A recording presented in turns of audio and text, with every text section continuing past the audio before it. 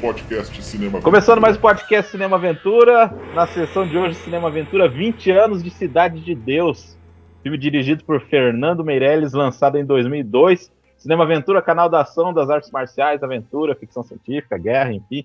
É disso que se trata o canal. Também da biografia de astros e diretores que dão vida aos segmentos mais emocionantes do cinema.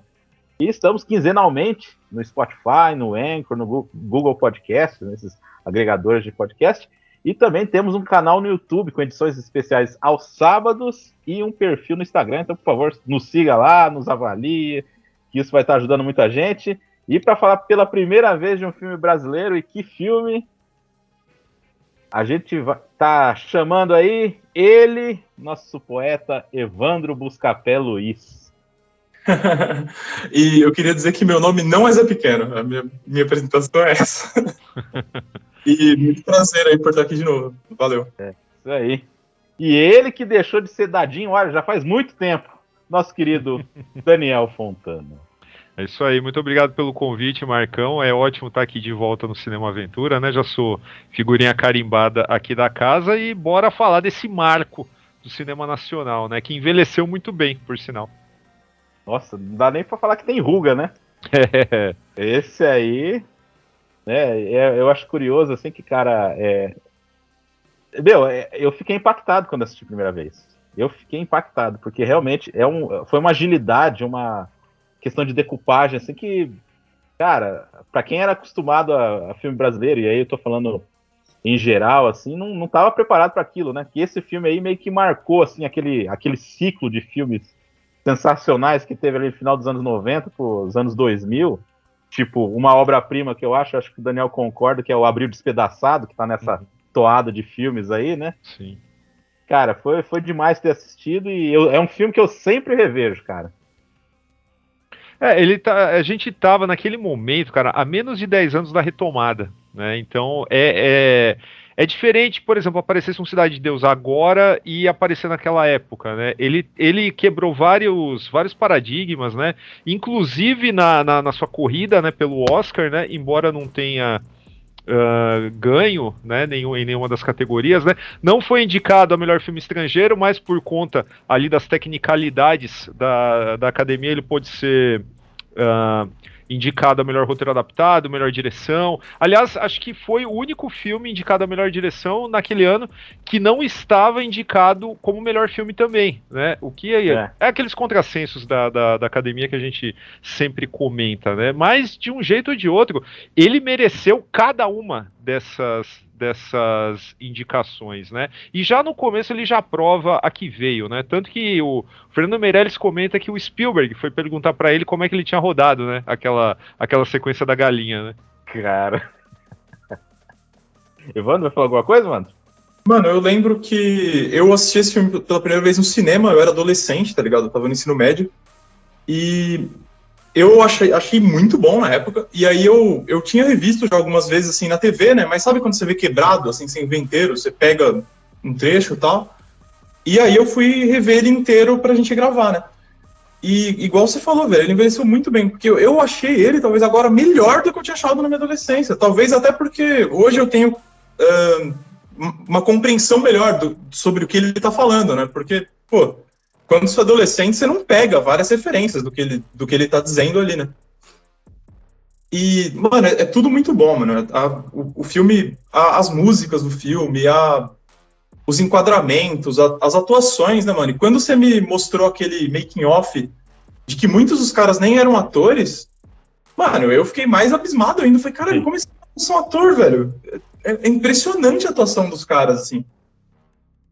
É até polêmico, né? Essa questão do elenco, né, que a gente vai poder desenvolver melhor ao longo do programa, ela é até polêmica porque começou aquela onda do coach de atuação, né, que no caso a Fátima Toledo, que é uma prática assim, muito, muito discutida no cinema nacional, a questão de você ter um preparador de elenco, né, para uma galera tal que já chega lá tipo pronta e tal, diferente dos Estados Unidos que você sabe meio que o cara abraça um papel, ele tem que correr atrás sabe, da sua preparação e tudo mais, e chegar lá, o diretor vai dirigi-lo contando que ele está preparado para aquele papel.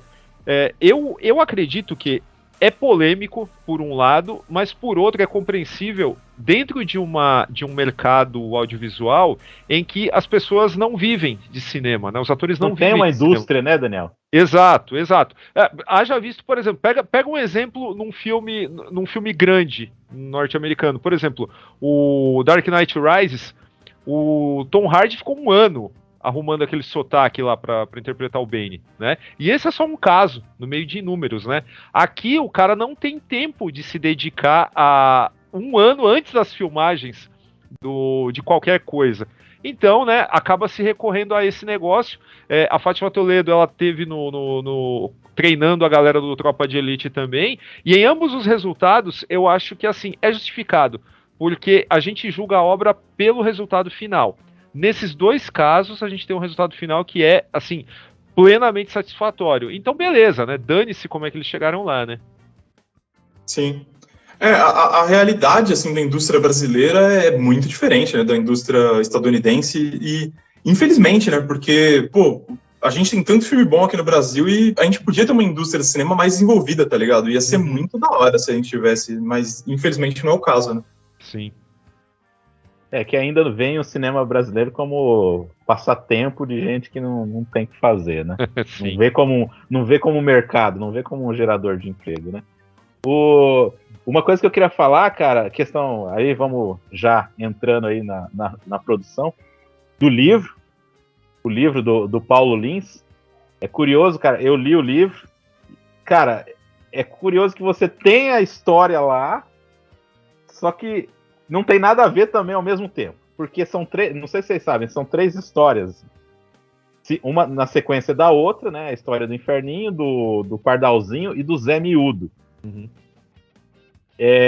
Quando foi o Heitor Dália ainda que propôs pro Fernando Meirelles falar, eu acho que isso aqui dá um filme, dá uma lida aí. Aí o Fernando Meirelles começou a fazer umas anotações, falou com o amigo dele, o Braulio Mantovani, que não tinha escrito nada para cinema.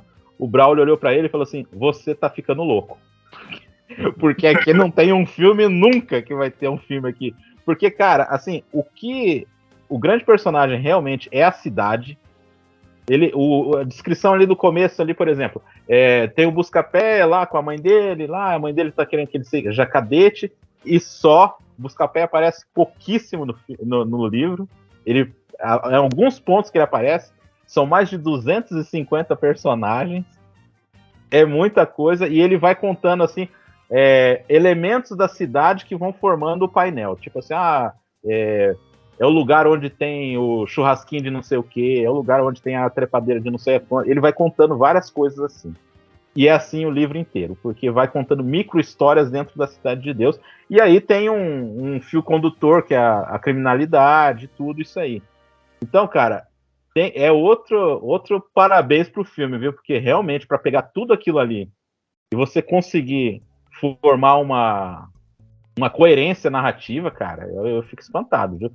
E tem coisas que eles foram aprendendo durante a produção que eles incrementaram no filme. Como, por exemplo, o Mané Galinha, que no livro é Zé Bonito, ele era provocado pelo... Que nem lá no filme a gente vê que tem momentos ali que o Zé Pequeno dá uma provocada no Mané Galinha, né? Uhum. Só que isso não tá no livro. Eles colocaram isso porque falaram que eles tinham a rixa assim meio... O Zé Pequeno não gostava do Mané Galinha simplesmente por não gostar. Do caso assim do cara tá do outro lado da rua, atravessar a rua para dar um tapa na cara dele. E quem contou isso foi o irmão do Mané Galinha. Então foram coisas que eles vão colocando, vai ter umas outras coisas que eu vou lembrar aqui no decorrer aqui, que eu vou falando, cara, mas olha, trabalho excepcional, viu? É mais ou menos aquilo que nós estávamos comentando, né, quando o Damiani me chamou para fazer o podcast, né? Ele falou, pô, tô lendo o livro pro próximo episódio e tal. Eu falei, cara, eu não li esse livro, né? Mas, enfim, sempre tive curiosidade, mas nunca fui atrás. Só que agora, você contando essa parada aqui, me lembrou que é mais ou menos o mesmo caso do já citado Tropa de Elite, né, também, porque o livro do Pimentel, ele não tem nada a ver com o que tá no filme, né, não existe uma linha narrativa com personagens, arcos dramáticos, nem nada, são várias histórias, né, e ali pegaram as coisas e criaram algo a partir de fragmentos de cada uma dessas histórias. Então é interessante, né? Ver como brasileiro é bacana porque ele sempre dá um jeito, né? Alguém olha aquilo ali e no primeiro momento fala assim, porra, mas isso aqui não dá um livro de jeito nenhum, né? Não dá não dá um filme de jeito nenhum. Mas dá, né, cara? É só você ter o foco certo, né? Pegar as coisas que realmente interessam e criar.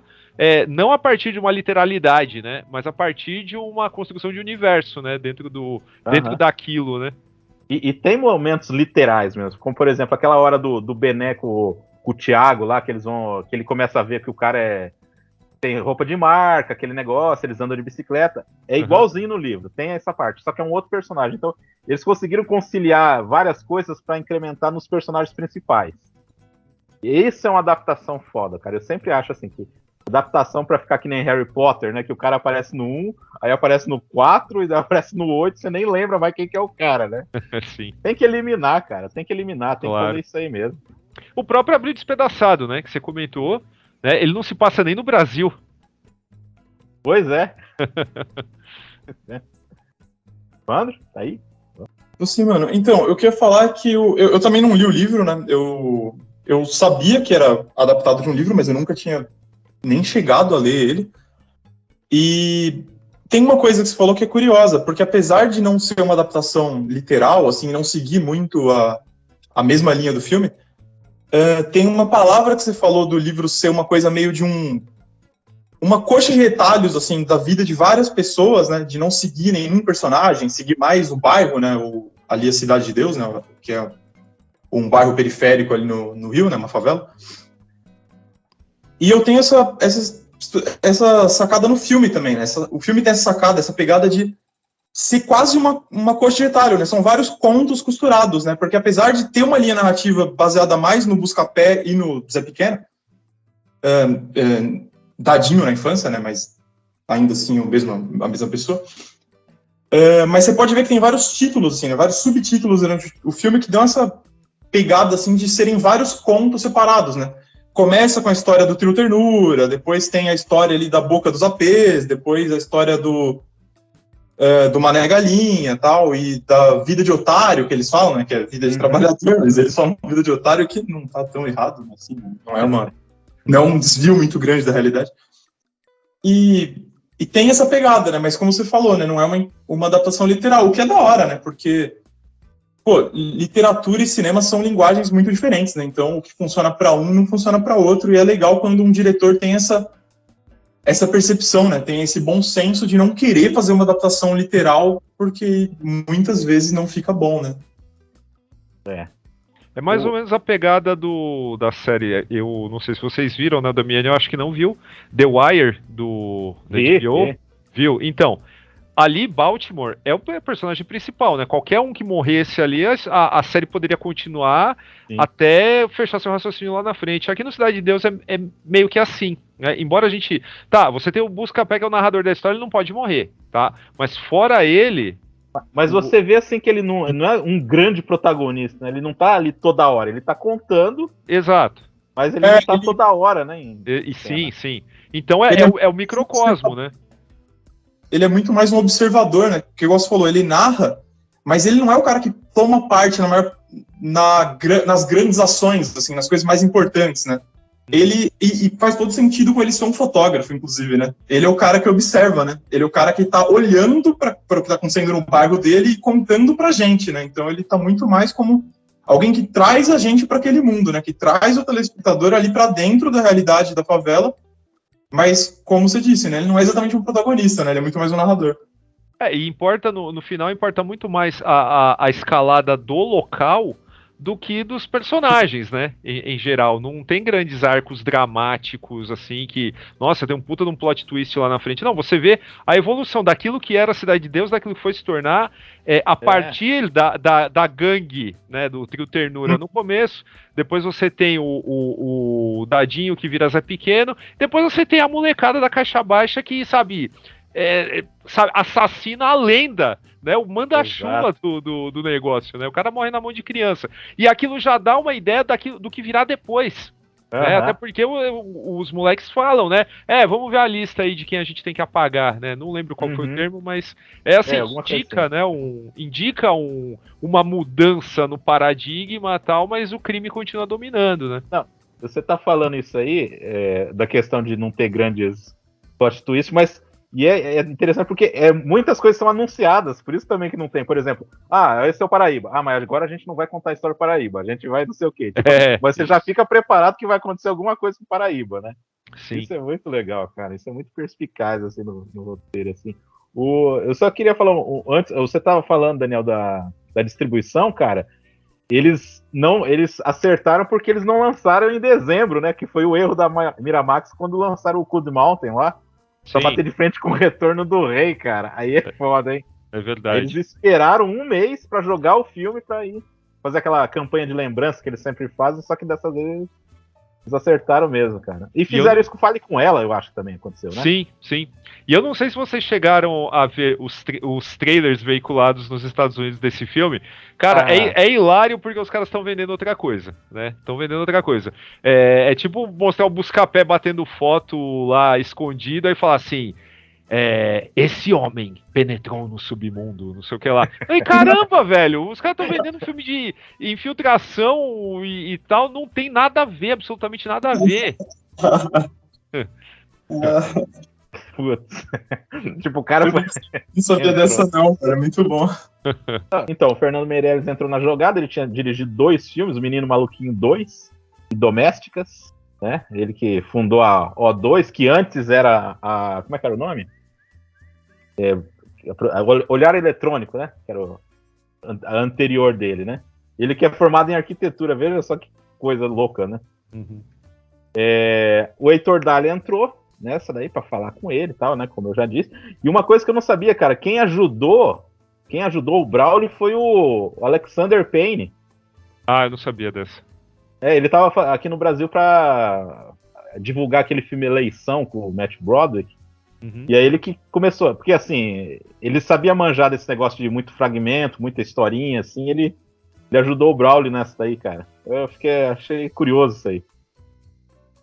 E aí foram, né? Pois é. Aí o César Charlone, né, uruguaio, radicado brasileiro, uma coisa que eu não sabia, ele foi o co-diretor do Banheiro do Papa, eu não sabia, cara. Eu também não sabia dessa. O filme uruguaio. Vocês assistiram isso aí? Eu vi, é legal, sim. É legal. Aí o Daniel Rezende, que hoje faz ou filmes da Mônica, ou o Bingo, filme legal pra caramba também, né? Que é o montador do filme, trabalho fodido. Aliás, que nem o Daniel falou, cara, essas indicações ao Oscar, não querendo, né? De novo, aquele negócio do Oscar, né? Mas, cara, quando reconhece uma coisa assim, cara, eu fico impressionado, cara. E realmente, são indicações assim mais que merecidas. Aí o elenco, que nem vocês falaram ainda. Desculpa, deixa eu só fazer uma pergunta. Ele chegou a ser indicado para melhor montagem também? Sim. Tá. Puta, merecido também, porque eu queria fazer essa observação antes que a gente se perdesse em outros meandros aqui. Eu tava revendo o filme ontem e, assim, já tava embalado e tal, nossa, já tinha acontecido coisa pra caramba. Na hora que eu falei, porra, vou dar uma parada pra ir no banheiro, né, já que eu já vi 200 vezes e tal, mas fazia muito tempo que eu não revia. Aí peguei e parei. Quando eu vi, tinha passado metade já do filme, né, 1h05, mais ou menos. Aí eu falei, caramba, ao mesmo tempo que passou rápido, olha que loucura essa impressão. Ao mesmo tempo que passou rápido, eu tinha a impressão que eu tinha visto muito mais do filme, dada a quantidade de informações que ele já tinha entregue. Então, a quantidade de de informações que rolaram ali pra mim, nossa, eu achava que já tava com 1h30 de filme, quando na verdade tava com 1 hora. Mas mesmo assim, isso não é porque eu senti que foi arrastado pra mim. Não, é que eu tava tentando medir o filme pelo tanto de acontecimentos. Mas a minha experiência, ela tinha sido fluida, tinha sido, sabe, tinha passado muito rápido, entendeu? Então é muito legal essa contradição, né, entre a sua impressão e aquilo que você realmente vê na tela. Isso aí é mais ou menos quase perto do Benet ali, né? A despedida dele, não é? Isso, exatamente. Não, eu tive essa mesma impressão vendo o filme. Ele é denso, assim, sem ser arrastado, né? Ele não é chato, né? Ele te passa muita informação sem você ficar de saco cheio, assim. Ele passa de uma forma ágil, assim, né? Ele vai mostrando... Sem ficar confuso, né? Isso, exatamente, Ele passa de forma clara e ágil a informação e você tá recebendo coisa pra caralho, assim, de informação, de personagem, né? Tem muito personagem e sem ficar confuso, né? Você sabe quem é quem, o que tá acontecendo ali na favela, e, tipo, sem você se perder e sem ficar, tipo, putz, não vai terminar. Pelo contrário, eu senti passar muito rápido o tempo, assim, quando eu tava vendo ele. Ele passou mais rápido do que eu percebi o tempo enquanto eu vi. Entrou a Katia Lund, né, como co-diretora, né, para ajudar ali o Meirelles. E aí o elenco a gente pode falar que tem o... Cara, ó, vocês estavam comentando aí, meu, realmente, questão de atuação, eu acho que não tem ninguém que fica ali, esse aí mais ou menos, cara, porque realmente, ó, por exemplo, o Alexandre Rodrigues de Buscapé, cara, aquela atuação, assim, muitos momentos sutis, assim, uma virada de rosto que ele dá um sorriso, uma coisa assim meio que tipo, putz, cara, é muito foda, hein? É o mesmo lance, cara, não sei se vocês viram o argentino, o último Elvis, que é sobre um cover do Elvis. Não vi, cara, não vi. É sobre um cover do Elvis que é perturbado, né? O cara, o protagonista do filme nunca tinha atuado e é cover do Elvis na vida real, né? O que, assim, podia dar muito errado, mas sei lá, alguém vê alguma coisa e tal, coloca lá. Aí você imagina, pô, o filme não seria a mesma coisa se não fosse um cover do Elvis real. Em Cidade de Deus, eu vejo exatamente a mesma coisa. Você não tem um filme todo, uma das maiores queixas sobre filme nacional até aquele momento e mesmo depois. É a forma de atuação, é diálogo, cara, entendeu? É gente falando como se estivesse discursando, é gente falando muita coisas coisa que do não teatro, né? Exato. E aqui, por você ter gente que veio, assim, quase que completamente amadora, treinada para aquilo, e todo mundo residente, exceto o Matheus Nastergalli, que a gente já vai falar, mas, assim, você tem pessoas que são daquela realidade, foram treinadas para desempenhar um papel que é completamente encaixado à realidade deles, né? Então não tinha como dar errado, né? É claro que é um pouco cruel, eu não vou negar que o método de atuação que vem lá do Stanislavski, da Stella Adler, ele tem resultados, assim, fantásticos, mas ele chega a ser cruel. Porque em vários casos você tem, sei lá, um moleque como o Douglas Silva, né, que é o Dadinho. Dadinho, Ele era, tipo, atormentado pelo ator que fez o Marreco pra passar isso no filme. Mas ele era atormentado de um jeito de chorar ali nos bastidores, entendeu? Então, é polêmico, mas é aquele lance do Hitchcock, né? O ator, quem manda é o diretor e o ator é uma ferramenta na minha mão, né? Não tô falando que tá certo ou que tá errado, mas que dá certo, dá. A exceção é a Alice Braga, né? Que tem um papel, assim, que é bem secundário, né? Dentro secundário, né? E o Matheus Nastergalli, que era desconhecido até aparecer o Alto da Compadecida, né? Mas o filme já estava em produção. O Fernando Meirelles até pensou em tirar o cara por causa disso. Chegou pra falar pra ele, né? Que ia dispensar ele, né, cara? Isso. Nossa, que aí entra de novo a piração do método, né? Tipo o Dustin Hoffman aí do Dormir na Rua por causa do Maratona da Morte, né? O Matheus Nastergalli foi morar na Cidade de Deus pra convencer o Fernando Meirelles que ele era capaz de fazer o papel. E falou que não ia aparecer tanto, né? Falou, eu vou sumir nesse papel. E sumiu mesmo, cara, sumiu mesmo. Foda, claro que ele não era tão ficaria mais famoso depois, mas ele já tinha um João Grilo nas costas, então era difícil, realmente. Mas ele é um puta de um ator também, né, cara? O cara é foda. Ele é muito bom, né? Ele é muito bom. Ele consegue, ele prometeu que ia sumir no papel e ele conseguiu, né? Porque você é louco, ele virou o cenoura, você acredita pra caralho que ele é um traficante. Você fala assim, bom, beleza, esse cara é um traficante. Eu boto fé, sabe? Cara, ó, eu vou falar, ó, eu vou fazer um exagero aqui, mas, ó, Leandro Firmino, Zé Pequeno, cara, um dos maiores vilões do cinema brasileiro, hein? Puta, fácil. Não, eu nem acho que é um exagero, inclusive, eu acho que você tá sendo preciso. Cara, que coisa impressionante, meu, que coisa impressionante. Depois ele foi. Tem que fazer um parênteses aqui no Pânico lá, né? Que depois ele virou o Zé Pequeno do Pânico lá, né? Não tem jeito, né, cara? É foda, cara. O que mais que o cara ia né? fazer, né? O que mais que o cara ia fazer na vida, né? Mas assim, é fantástico, cara. É fantástico. Aí o seu Jorge com Mané Galinha. Uhum. O verdadeiro Mané Galinha, que era ex-paraquedista do exército, né? E aí entrou por vingança. Aí tem a Graziella Moreto, que é a Marina. Tem os irmãos lá, os irmãos Hagensen lá, que é faz o Bené e o outro faz o Cabeleira do trio Ternura, né? Uhum. São irmãos esses caras aí. Então vamos pro filme então, né, gente? Que vai, Daniel, essa abertura aí fantástica aí, cara, que o Spielberg perguntou. Pois é, o filme ele até foi alvo de críticas, né, por causa dessa...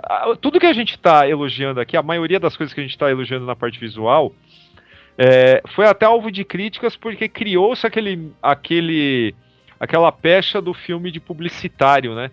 O filme que parece videoclipe, o filme que tem uma montagem ágil, e não sei o que lá, uma espécie de... E todo aquele maneirismo, sabe, de dar um zoom...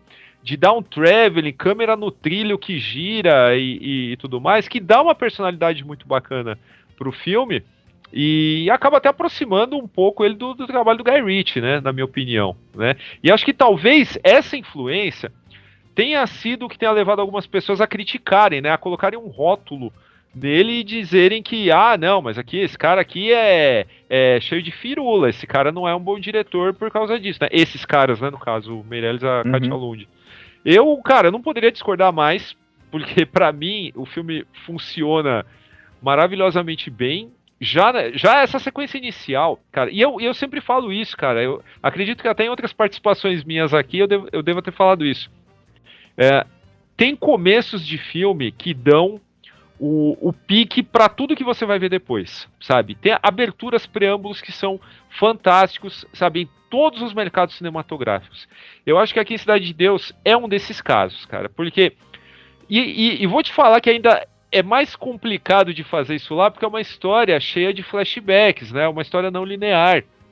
E aí você começa com aquele preâmbulo pra dar um flashback de não sei quantos anos pra trás, né? E ainda assim o filme não perder o ritmo, cara. Porra, eu acho isso fantástico, cara. Eu acho isso muito, muito bacana. E em momento algum esses maneirismos aí do Meirelles, que provou que não eram maneirismos dele, né? Ele colocou no filme porque, tipo, funcionava para aquilo ali que eles estavam fazendo, né? Os outros filmes dele, eles são Você não vê isso aí. Exato. O Jardim Fiel é um filme foda pra caramba também, Eu cara. também acho foda. E aí o Cidade de Deus, cara, pra mim não tem o que falar, né, dessa parte visual. Tanto o design de produção, que é absolutamente incrível também, porque não adiantaria nós termos atores assim tão bem entrosados com esse universo e dizendo suas falas ali da forma mais natural possível, se o entorno não nos convencesse, né? E houve a ideia de se filmar na própria Cidade de Deus, o que é obviamente, né, quando isso só quem é de fora que pensa, né? Aí vai lá tentar e fala, puta, mano, não dá, né? Perigoso demais. Né? Aí foram nos arredores, cara, e você acha que você tá lá. É muito simples, né? Eu queria ouvir alguém que, sabe, que morar na região falar o que acha desse filme, tá? Mas aqui pra nós, aqui de Sudeste e tal, ou melhor, não do Sudeste, mas dos outros estados do Sudeste ou o resto do Brasil, eu queria ver o que acha desse filme em termos sabe, dessa construção visual. Porque pra mim funciona pra caramba. Que eu lembro que eu vendo no cinema, eu não tinha sacado isso, mas revendo, essa introdução, nessa sequência inicial, ela termina com o Buscapé abaixando pra pegar a galinha. e corta pra ele nos anos 60, no gol, sabe? Jogando como goleiro na mesma posição, velho. Minha cabeça explodiu quando eu vi isso. Eu falei, caralho, velho, o cara conseguiu. Essa cena aqui, né? Exatamente essa cena dele abaixado no gol. Mano, é um negócio que minha cabeça explodiu. Eu falei, mano, o cara conseguiu dar um flashback de sei lá quantos anos, 12, 15, não sei, ligando as cenas com a mesma posição do personagem. Eu falei, porra, foda. Não, desculpa, continua aí, depois eu falo. Não, eu tinha concluído, tá tranquilo. Não, então, essa é uma ferramenta assim muito esperta para você tipo dar saltos temporais, tanto para trás quanto para frente num filme, e o público não perceber. É você terminar uma parte temporal com uma composição e entrar para outra com uma composição semelhante. Então, a história ela parou e engatou a primeira e seguiu, né, no papel. Só que no visual não. E o seu cérebro entende que você está vendo uma coisa contínua, né? Então o filme não perde o ritmo por causa disso. É uma espécie de rima visual, né? É um negócio que é muito sagaz mesmo, porque igual você falou, assim, a história muda de um momento para outro, só que usando uma cena, uma composição visual parecida, e aí você encara com naturalidade, você toma aquilo com naturalidade e fala, beleza, e aí tem um pequeno toque que é um pênalti, né, cara? Sim. Tipo, o cara tá na boca do pênalti ali, cara, pra tomar gol, né? E assim, e muda. Ele tem essa rima visual, só que ali você já vê que é tudo mais dourado. Eles conseguiram já jogar a cor logo de cara ali pra você. Mas usando esse método aí, cara, realmente você não fica deslocado no tempo, né? Você tá vendo uma coisa só ali. É o encadeamento, é o encadeamento gráfico, né, de uma cena para outra. Né? É legal porque é tudo nessa primeira parte aí do filme, do Trio Ternura, né, que vai contar a história, o início ali da criminalidade, né, naquele negócio que é muito comum aqui na minha cidade, é muito comum isso aí, quando surge um conjunto novo, aí vai um pessoal lá e começa, sabe, demora para engrenar mesmo, assim, acontece muita coisa ruim, assim, quando é conjunto novo, esses conjuntos isolado, cara. Então é bem isso mesmo, sabe? Fica todo mundo meio perdido, todo mundo meio deslocado, porque ali eles pegaram o pessoal da Gávea, pegaram o pessoal de não sei aonde, foi jogando tudo ali, né? E são casas assim que estão sendo construídas, então tem tudo isso aí, cara. E eu vou te falar também, cara, que nessa parte, nesse primórdio aí da comunidade Cidade de Deus, eu vou te falar que tem um negócio assim que é parecido com o que é mostrado mais ou menos no Central do Brasil, só que em Cidade de Deus é melhor trabalhado, na minha opinião, porque a ação da polícia quando mata o inocente, ela soa muito natural, ela não soa tipo, parece que, vamos parar agora para mostrar que o policial é cuzão, que ele mata inocente. Não, as coisas acontecem assim de uma forma muito orgânica. Em Central do Brasil, você vê o cara, tipo, levar o cara... não, vem cá, leva o cara lá pra linha do trem e mata ele, sabe? Isso não tem nada a ver com a linha principal. O resto do filme, entendeu? Então aqui, nossa, mais um ponto aqui pro Braulio Mantovani e pra equipe toda aqui do Cidade de Deus. Não, e tem o lance da evolução também, né, Daniel? Tipo assim, daquele personagem da polícia, que o cara vai virando corrupto ao longo, assim. E são vários personagens que têm essa trajetória no filme, né? Que é subtrama, né? Sim. Subtrama. Que nem no livro é Beelzebub o nome do cara, né? Ali é o cabeção, né? Uhum. E que nem, por exemplo, a primeira parte que ele fala lá pro cara, vamos... O que você acha da gente pegar o dinheiro? Aí na outra cena ele já tá pegando o dinheiro do moleque, aí na outra ele já tá, tipo, até falando assim, não, se eles pegarem a gente, no caso a polícia, mas ele sendo da polícia, ele nem se reconhece mais como policial, entendeu? É foda mesmo, viu? Muita coisinha ali. E essa primeira parte aí, cara, lembra muito, assim, os planos abertos, é tudo ainda... Tem uma esperança ainda de coisas, plano aberto, aquele dourado, tanto aquele negócio, assim, meio tipo de assalto da diligência, né? Que eles vão pegar o gás lá, cara, eu acho aquilo lá muito legal, cara. É verdade. Então, igual o Damian falou, né, que foi pessoas de vários bairros que foram colocadas ali, né? E é um negócio que existe, assim, imagino que em todas as metrópoles brasileiras, né? Eu moro em São Paulo e eu sei que aqui existe, né? Eu tô a menos de 1 quilômetro aqui de uma favela aqui onde eu moro, né? Que é o Elba, né? O Jardim Elba. E, mano, tem lugar que, tipo, é muito comum você ver lugar aqui em São Paulo que não tem asfalto. Hoje em dia menos, mas assim, até, tipo, 20 anos atrás, 10 anos atrás, era bem comum. Mas até hoje existe lugar que não tem rua, que tem rua que não tem asfalto, tá ligado? Em certos morros, em certos lugares mais afastados. E é o caso da Cidade de Deus dos anos 60, né? Esse tom mais amarelado, até nas ruas de terra batida você vê, né? É aquela rua laranjada, tal, não tem aquele cinza do asfalto, do cimento. É um local muito precário ainda, né? É um local onde a urbanização nem chegou direito, né? É uma segregação espacial, assim, das pessoas serem jogadas para um lugar que nem é cidade direito ainda. Ele é um lugar meio apartado da cidade. Tanto que quando o Trio Ternura faz o assalto no hotel, lá no motel, eles vão para uma mata, né? Porque tem um local um matagal colado, assim, na Cidade de Deus. É muito pouco urbanizado aquele lugar, né? Então, é uma realidade já bem diferente do que eles mostram na década seguinte, né? Nos anos 70. Já é um ambiente mais urbanizado, né? Ainda assim uma urbanização precária, né? Uma urbanização cinzenta, sem equipamento público, né? Imagino que com poucas linhas de ônibus, né? Como é aqui na periferia de São Paulo.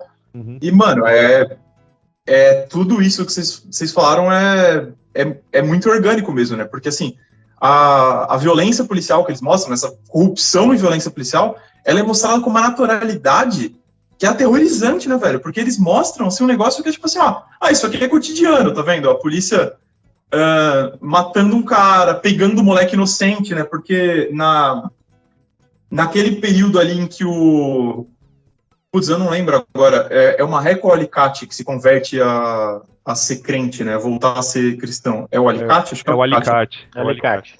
Então, o Alicate tá com a Bíblia na mão, orando, ele passa reto e a polícia pega o outro cara que não tem nada a ver, tá ligado? Que não tem nada. Um crime. E ele, só por estar com essa confiança, assim, de ter voltado pra religião, ele passa reto e o cara que corre assustado é o cara que eles pegam. Então, eles mostram com uma naturalidade que é assombrosa, assim, tá ligado? Então, nessa parte também tem uma coisa que eu gosto muito nesse filme, eu vou falar porque eu não sei em que outra parte eu falaria, né? Então eu vou falar porque eu lembro agora. Na hora em que o Cabeleira tá ali apaixonado ali por aquela mina na casa de quem ele tá intocado, começa a tocar um Cartola, né? Começa a tocar Preciso Me Encontrar, o Cartola. E eu achei uma coisa muito foda desse filme, que as músicas em que eles tocam nas cenas são só músicas brasileiras, e são só músicas brasileiras daquela época, tá ligado? Porque, Cartola, Raul Seixas, Tim Maia, são todos caras que já existiam nos anos 60 e 70. Quer dizer, o Cartola, nesse caso, dessa cena dos anos 60, né? E aí Tim Maia e Raul Seixas rolam nos anos 70, que é quando já tinham acontecido as gravações, a publicação das músicas respectivas. E, mano, isso é muito bom também, deles terem tido essa sacada, né? De usar as músicas brasileiras daquele tempo ainda, né? Pra refletir bastante causar aquela imersão de você estar vivendo os anos 60 e 70 do Brasil. Não, eu só ia falar que também tem James Brown, né? Tem. Sim. James Brown lá, o único estrangeiro lá, eu acho que toca. Mas foi na hora do bailinho, né, cara? Exatamente. Ele não é bem uma trilha sonora, né? É exatamente o que os personagens estão ouvindo naquela black / soul ali, né? Mas enfim, é uma puta sequência também, né? Embalada com o som, com a música diegética ali, pum, pum, começa os estrobos, né? O efeito estroboscópico, é por isso que o carinha mata o Benel ao invés do Zé Pequeno. E, cara, eu acho... Cara, eu fico imaginando o pesadelo logístico de fotografia que foi fazer aquela cena. Nossa, né? Nossa. O Meirelles falou que o pessoal ficava empolgado com a música e que ficava gritando que queria música, cara. Então o pessoal esquecia que tava no filme. Porra. Falou, não, gente, a gente tá no filme. Muito... É um trabalho, assim, de recriação de mundo, né? E com essas pessoas, cara, é um negócio de louco, né? Porque a improvisação foi total, né? Total. Até essa parte aí, logo no começo, na hora que o Buscapé é criança, ele vê o irmão, né, tomar um tapa na cara do pai. Na hora que ele ri e segura o riso, não tava no roteiro, né? E você vê que a cena continua na hora que o irmão vai falar, vê se que eu não vi você rindo de mim quando eu tô dando tapa na cara. Foi o cara que improvisou em cima da falha do moleque, cara. Né? Meu, isso é fantástico, né?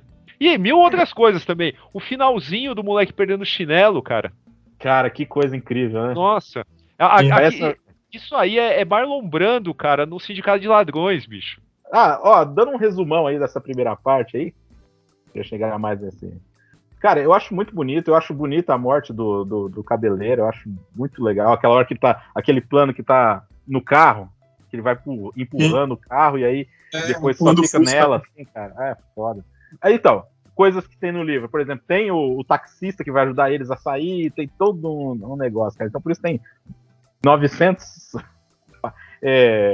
personagens lá. Por exemplo, o Paraíba. Acontece aquilo ali com um cara chamado Cearense.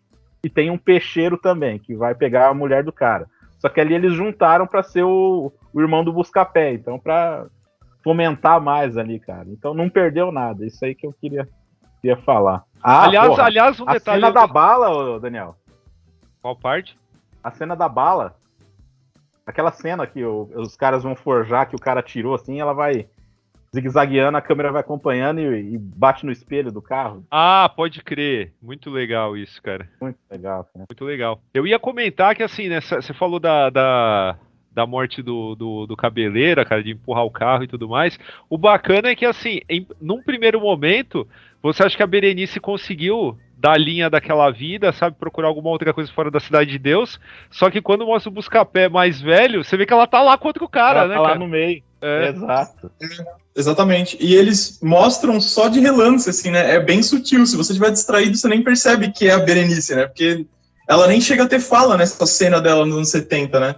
Só tá ela ali contra o cara, assim, meio de passagem só. Mas o Buscapé fala, ela foi mulher do meu irmão e tal, e aí... Não, minto, fala, foi a mulher do...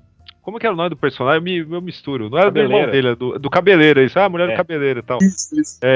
Existe uma fala. Sabe que a gente confunde? Porque o Marreco pegou a mulher do Paraíba. Do Paraíba. Isso. O Marreco é o peixeiro que sai com a mulher do Paraíba. Que é o irmão do Buscapé, exato. Isso. Inclusive a morte do Marreco, ela é uma cena bem legal também, porque ele paga, assim, por ter subestimado o Dadinho, né? Porque o Dadinho já era um cara muito cruel desde pequeno, assim, tanto que todas as mortes ele no hotel é por causa dele, né? Ele que volta e mata todo mundo. E ele fala assim, Marreco, leva essa arma. Aí o cara vem pegar, ele gira a arma no dedo e atira no cara, sabe? Tipo, de graça, assim. De graça mais ou menos, né? Porque o Marreco sempre maltratava ele e tal, xingava ele, menosprezava ele. Só que ele já tem essa puta raiva, assim, dentro dele desde pequeno, né? O que é bacana pra construção do personagem também. Não, o Dadinho dá mais medo que o Zé Pequeno, vamos falar a verdade, né? Eu fico na dúvida, eu acho que os dois dão medo. Não, e essa parte é legal porque o Zé Pequeno entra, eu não me lembro se falou antes, tá? Posso estar confundindo. Ele entra, e aí que você descobre que o Zé Pequeno era o Dadinho, né? Agora é a história do Zé Pequeno. Aí conta que ele, né? Tipo assim, mata lá, ele que matou lá no motel, ele que matou o irmão do cara, que é aquele plano de sequência que até Libermejo, né, o Daniel, que desenhou lá numa história do Batman, né? Uau, o Coringa tirando no mesmo ângulo do Dadinho. Ah, pode crer, cara. É verdade. Caramba, hein? Então, a história da Boca, cara, ela pega o livro inteiro. O livro inteiro gira em torno da Boca ali, né? Ali eles conseguiram condensar todas as histórias ali naquela parte ali que é outra cena foda também. Que a câmera tá fixa ali, né? Que eles falaram que chumbaram no chão ali o tripé. E iam gravar uma coisa, alguém ia lá e detonava o apartamento. Eles gravavam outra coisa, alguém tava lá. E, cara, vai contando assim as histórias. Assim, acho muito foda aquela cena lá. Demais. Que tem o tênis. Que tem um tênis voador, não sei se vocês viram. Tô lembrado. Cara, na hora que vocês voltar lá o DVD nessa cena, vai estar uma parte que tem um tênis, assim, parado. Tipo, na tela, assim. E aí a parte que o cara deita e coloca o pé ali. Aí ele encaixa ali na cena. Foi, tipo, erro digital aquele negócio. E ficou no filme. Caraca. Eu não tinha reparado, não. Eu não reparei nisso aí, não. É isso aí. Que aí é onde que tem a grande frase do filme, né? O grande... Dadinho é o caralho, meu nome agora é Zé Pequeno, porra. Isso aqui eu parei, meu. Que ali é pra falar assim, ó, eu que sou o vilão aqui do filme. O Paulo Lins falou que não gostou muito do Zé Pequeno nesse filme, assim, cara. Ele achou muito psicopata, assim. Mas, cara, liberdades, né, que tem que ser feito. Né? Mas cabe, né? Não é, não é um exagero do filme. Uhum. Outra coisa que não tinha no roteiro, que eles colocaram porque ficaram sabendo na hora, é o lance dele, aquela cena que eu também acho foda, aquela cena de plongé, que tá matando um monte de cara e ele vai fazendo uma varredura ali na região, ali, pegando as bocas ali, cara. Eles ficaram sabendo lá e falaram assim, não, teve um dia que o Zé Pequeno matou pra pegar um monte de coisa num dia só. Aí eles colocaram no filme, cara. Acordou cedo e saiu fazendo a rapa. Vamos lá, né? Acordei cedo, vamos aproveitar o sol.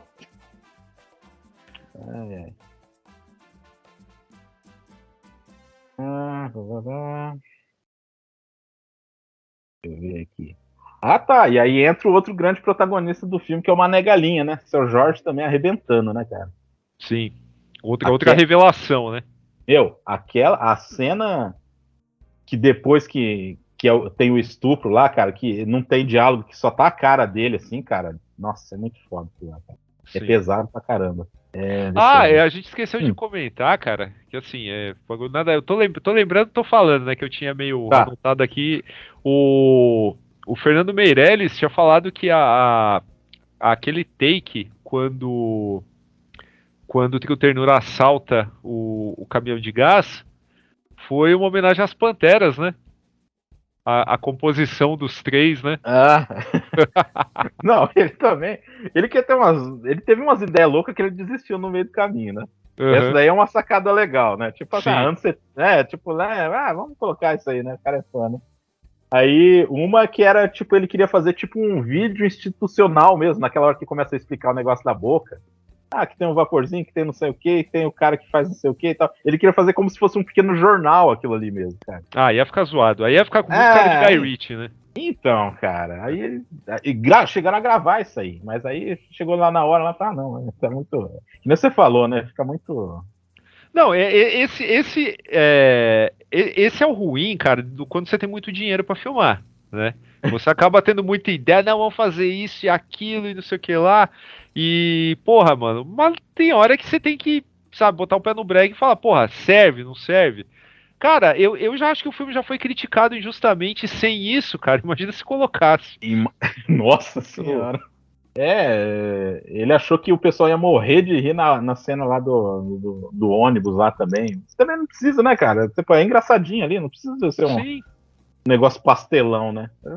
Porra, ele tá doido. Quer ver? Tem umas coisas que são naturais que fazem a gente rir. Tipo, na hora que invade um motel, tem uma suruba e os caras ficam olhando lá. Que putaria é essa? Antológico, cara. Antológico. Uma cena que a gente ri, que é engraçado num momento horrível, é na hora que mas por que eu não matei aquele filho da puta? Isso. E assim, é a repetição da fala, né? Pô, por que o cara não me matou? Só não entendi porque o cara não me matou. Aí sim, vê aquela câmera. Aí dá aquele zoom in no cara, assim, num ângulo completamente inesperado, né? E o cara repete, né? Não, por que eu não matei aquele filho da puta? Aí volta. Mas essa é a grande sacada, cara, que tem o que eu adoro em filmes assim, né? Que começa a inventar. Não inventar muito, né? Mas tem uma gama muito grande de técnicas envolvidas. É uma história complicada de contar. É assim, é quando o cara consegue botar ele tá encadeando legal, como por exemplo, tem que sair de um flashback e entrar em outra linha temporal e tal, consegue fazer orgânico, mas apesar do encadeamento dar o tom do filme, em algum momento ele tem que pôr um contraste pra te dar um tranco. E nessa hora ele te dá um tranco. Porque isso aí, cara, acabou de acontecer um estupro.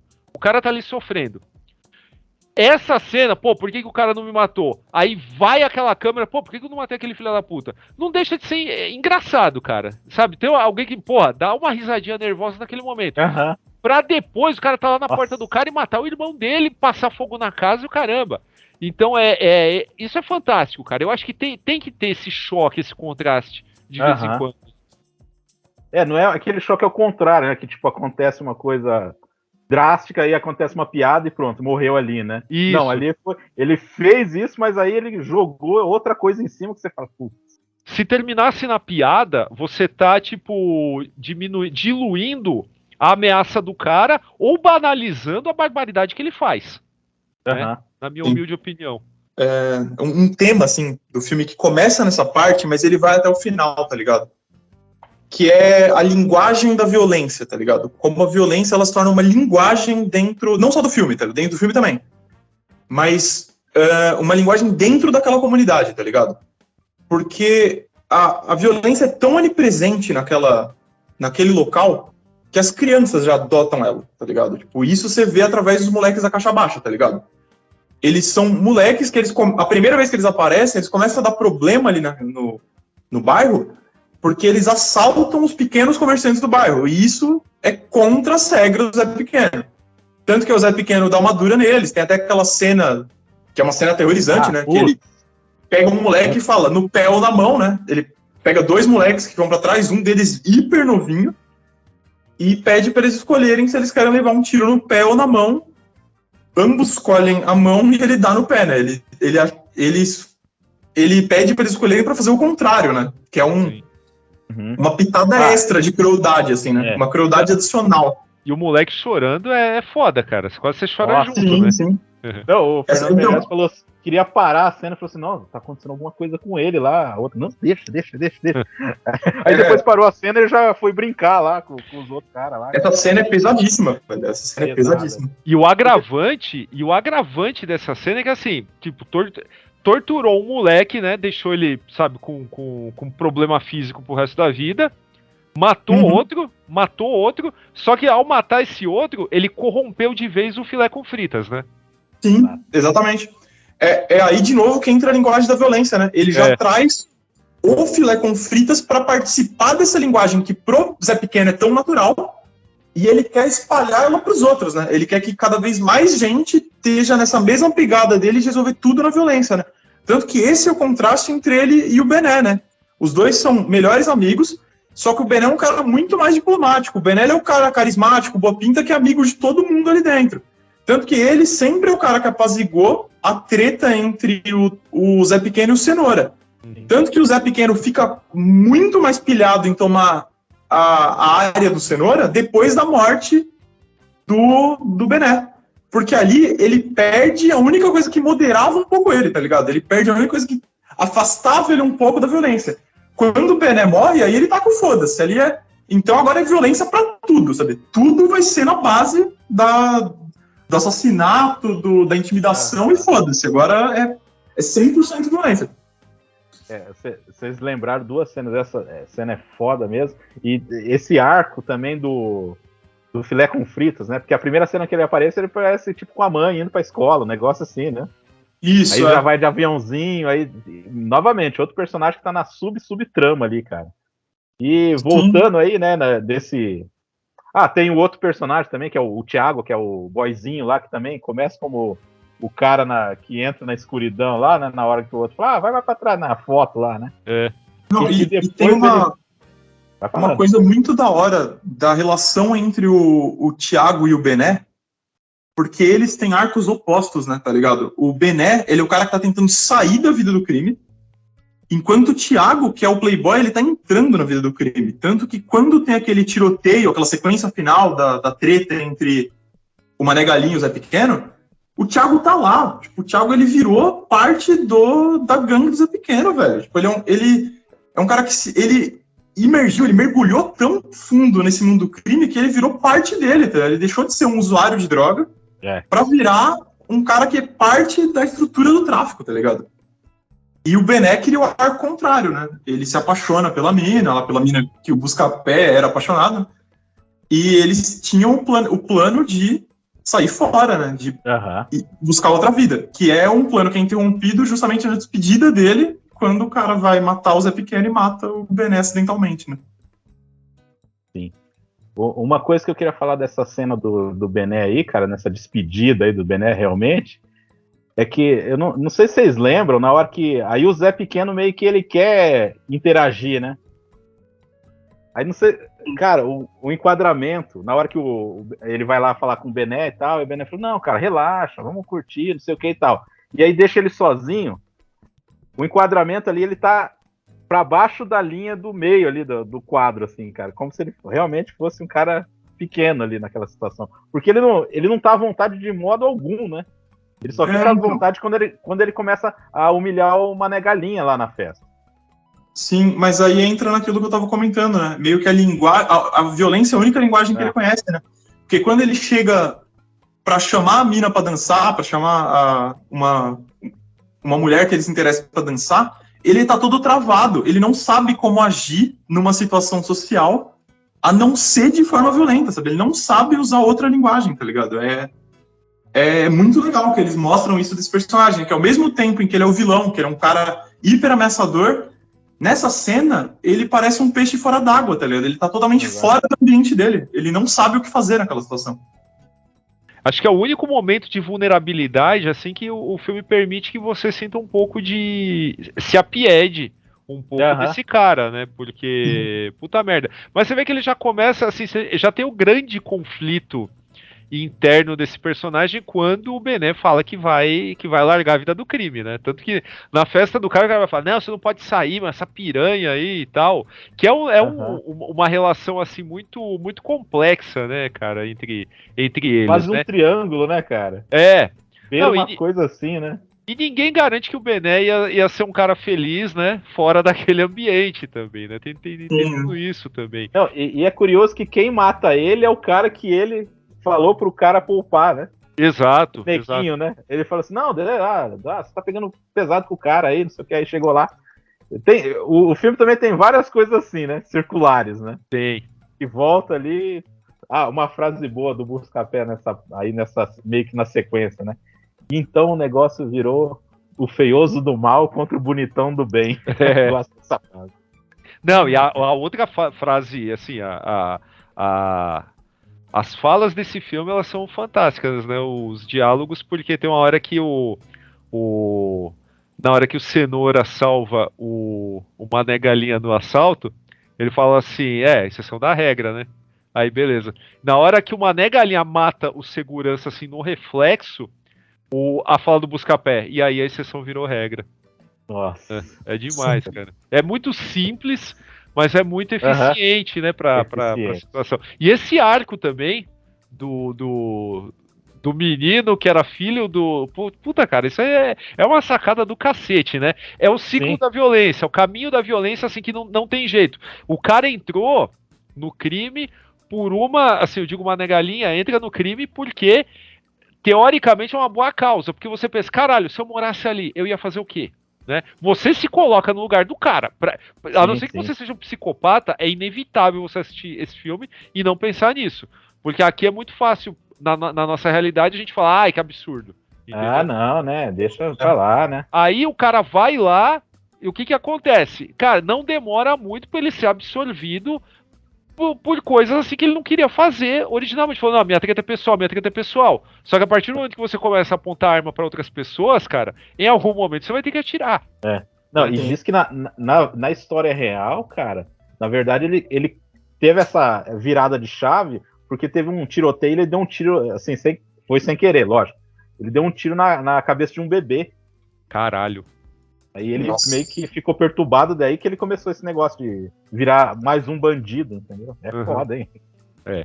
E tem outra coisa que é muito foda que você falou de ter narrativas circulares, assim, arcos que voltam, assim, esse filme é que o Mané Galinha, ele entra pra vida do crime por vingança e ele morre por vingança também, né, mano? É muito poético isso, né? Tipo, ele... É irônico, né? Ele entrou por vingança, só que a vingança foi o que fez ele rodar, porque o moleque que era filho do segurança que ele matou naquele assalto a banco é o cara que atira nas costas dele pra matar ele no meio daquele tiroteio lá. Que ele parou pra ajudar, né? Que ele parou pra ajudar, inclusive. Sim, o moleque já tava baleado, ele para pra ajudar e é o moleque que mata ele. É doideira, né? Lembra a frase lá do Homem do Norte, do Eggers? Que quando você procura a vingança, você tem que cavar 2 sepulturas, né? Sim. É bem isso. É bem isso. Que eu vou falar do Buscapé, porque nesse meio terço final que ele vira o protagonista do filme mesmo, né? Porque tem o lance dele com...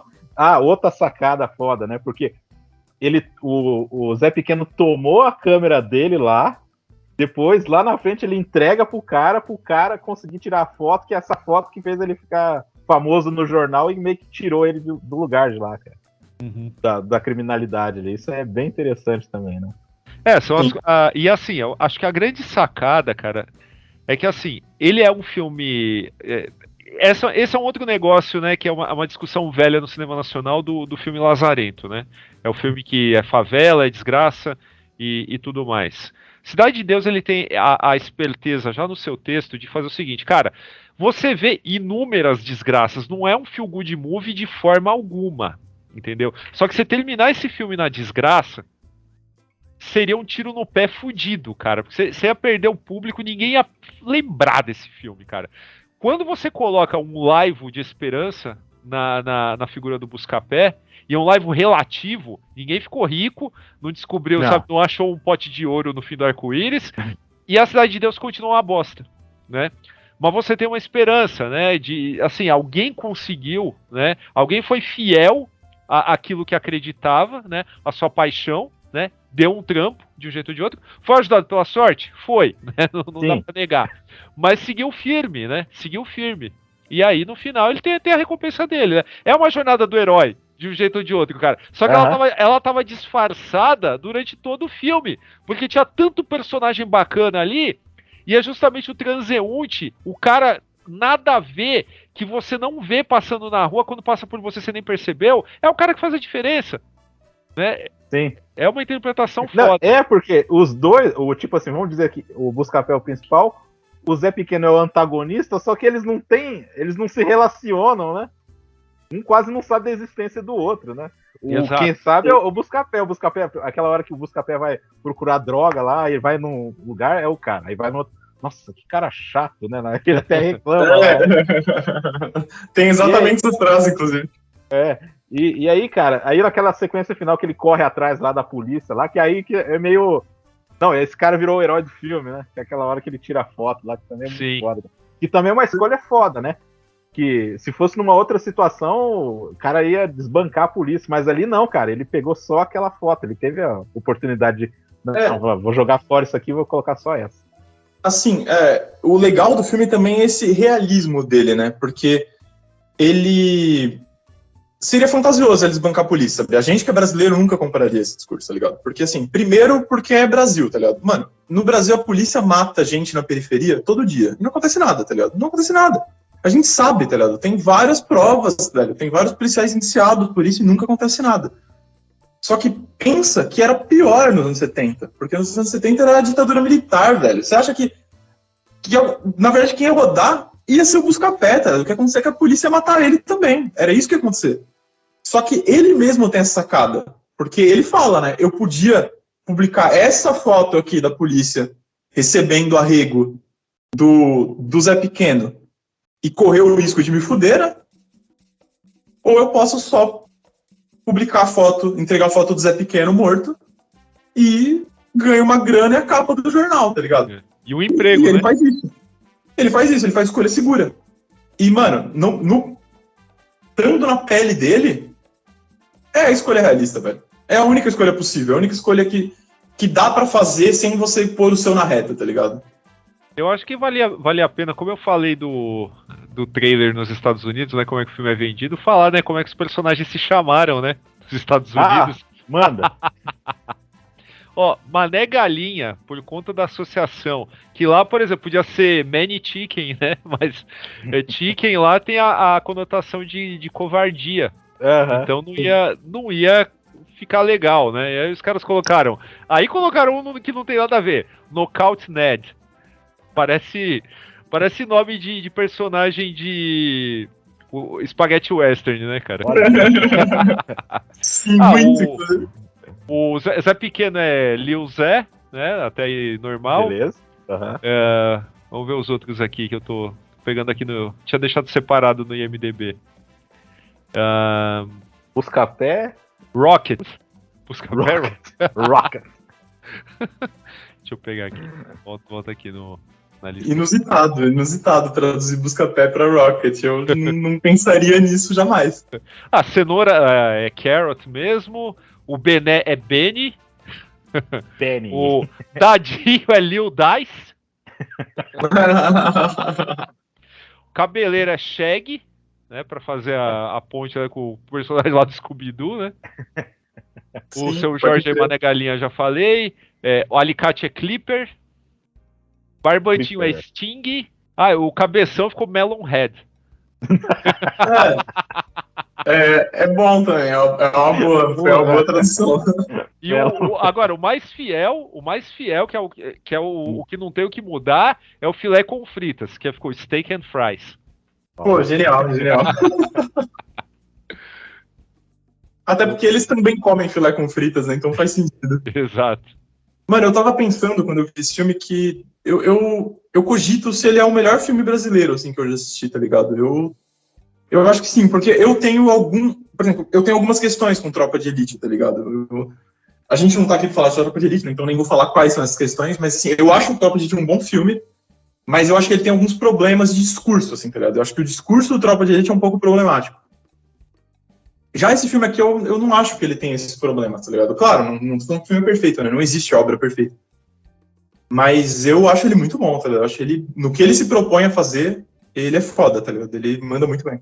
Ah, mas o Tropa de Elite, a partir do momento que você coloca uma psicóloga falando que todo policial do Rio é problemático, e que se ela fosse afastar todo mundo que tem problema mesmo, que precisa ser afastado, não ia ter polícia, meio que você já entende, né, que a intenção do cara não é validar o discurso do Bop ou do Capitão Nascimento, né? É mais um retrato, um recorte, Isso. Por um acaso você tem aquilo. É que eu acho que o problema tá mais no público do que no filme.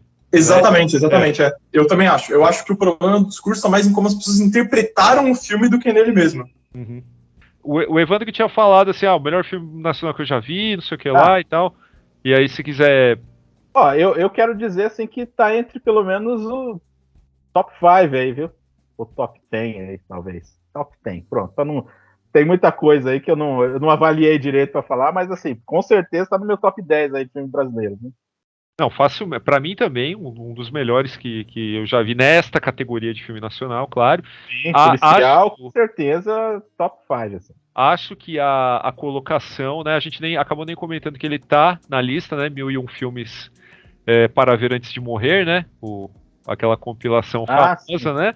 Segundo filme de língua não inglesa mais visto no mundo, né? Sim, merece, cara. Ele, conforme eu falei, né, é um marco, mesmo que você não goste do filme, não dá pra negar que ele, sabe, foi longe e tem méritos indiscutíveis e pra ver e rever, assim, né? Pra você ter sempre à mão e revisitar de quando em quando. Porque 20 anos depois o filme continua, assim, muito atual, muito bem feito. Não tá datado no valor de produção, não tá datado na sua discussão, né? Infelizmente também. Exato. A discussão permanece atual. Que é uma das frustrações do Paulo Lins, né? Ele achou que ia mudar muito o livro dele. E o filme, e né? Nada, né? Enfim, para ver e rever. É isso aí também. Eu acho assim que o que ajudou muito também é a técnica do Fernando Meirelles, enfim, de toda a equipe ali, que o Fernando parece que é um cara que ouve muito bem os outros, sabe? Isso aí eu acho legal de um diretor que tá aberto, né, à ideia dos outros. Se você não for um gênio como Kubrick, você tem que ser assim mesmo, cara, para você ser um cara competente. E o Fernando Meirelles, que nem o Daniel falou, outro filme dele que é um filmaço, que é o Jardineiro Fiel, é um outro filmaço também, então não é um cara que fez um filme, né? Porque tem muito disso, né? Diretor de um filme só, né? Tudo bem, eu acho assim que o Cidade de Deus tá num patamar um pouco maior, assim, mas e um filme autêntico, né? É um filme autêntico, apesar de ter uma linguagem que aí, que o Daniel falou, que tem pessoas que criticam que é meio videoclipe, cara, mas assim, a autenticidade dele, cara, em questão de atuação do que você tá vendo em tela, é perfeito, assim, nesse tom, né? Eu queria ver o que a galera que reclamou dessa linguagem, filme de publicitário, linguagem de videoclipe e tal, eu queria ver o que essa galera achou de Dois Coelhos, do Afonso Cuarón. Pois é, né? Pois é, né? Então, né? Aquilo é Guy Ritchie, hein? Bamba, completo. Ali o cara botou, nossa, foi até feliz. O Guy Ritchie fala. O Guy Ritchie falou assim, nossa, mas eu exagerei dessa. Não fui eu, né? Mas eu gosto também, Dois Coelhos eu também gosto. É legal, sim. Mano, é só falar que, como o Daniel já enfatizou, né? é sempre bom rever. Então, assim, quem viu há muitos anos e for rever, vale a pena, porque, pô, filmaço, sabe? Como eu disse, talvez seja o melhor filme brasileiro que eu já vi. Assim, eu não parei para refletir tão profundamente nisso, mas eu acredito que sim. E, mano, é bom pra caramba, sabe? Atuação, ambientação, narrativa, é tudo muito bom, sabe? É muito bem feito. Exato. Então, eu vou agradecer aos convidados aí, eu vou agradecer ao Evandro. Evandro, valeu novamente essa dobradinha aí, né? Evil Dead, agora Cidade de Deus. O Evandro tá trabalhando bastante aí no final da temporada aí. Então, valeu, Pô, Evandro, novamente. Eu que agradeço o convite e tamo aí, mano. Sempre tamo aí.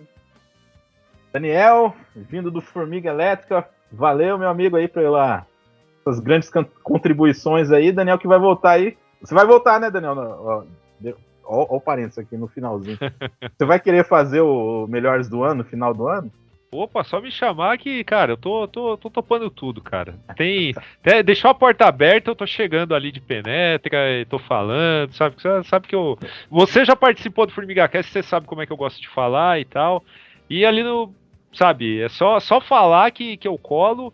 E sobre Cidade de Deus, vamos saudar o cinema nacional quando ele merece, aqui ele merece muito, aqui não tem mimimi com cinematografias de nenhum lugar do mundo, basta ser bom, né? É por isso que eu gosto aqui de falar com o Damiani, porque ele tá sempre aberto para falar de tudo, desde que seja bom. Exatamente. Às vezes umas coisas ruins, mas a gente gosta de falar coisa boa demais, assim. Então Mas valeu. Sabe que aí é culpa do Leandro, né? O Leandro é que normalmente traz filme ruim pra pauta. Aí, Leandro, a provocação aí no final. Eu tô pedindo faz tempo aqui uma pauta sobre o Steven Seagal, tá? Então já vai acontecer um dia. E é isso aí. Gente, valeu. Próximo episódio, então, outro clássico da ação. E o Daniel vai concordar comigo, o melhor filme de ação do século XXI. Ele já sabe qual é. Pelo menos 2 melhores filmes de ação do século XXI. O próximo episódio aí, Operação Invasão. Então, valeu, gente. Mais Cinema Aventura. Um abraço.